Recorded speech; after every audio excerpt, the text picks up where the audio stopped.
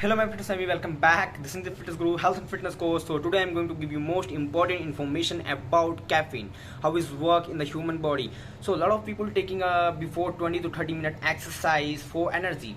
So how it work in the human body? So after drinking the coffee, it's going into your body and increase the blood pressure level, and the one chemical of caffeine is into your central nervous system.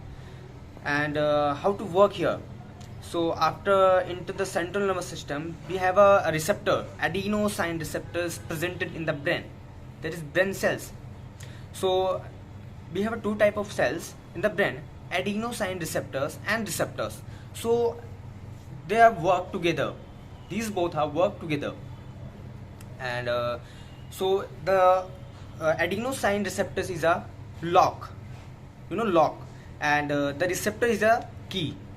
So the key is that is sleepy key. So when they connect together, you feel tired, sleepy mood, stuff like that. So after enter the chemical caffeine in your brain, so it's help to remove that key and connect with your adenosine receptors and increase your energy and increase your mood, and you feel like good.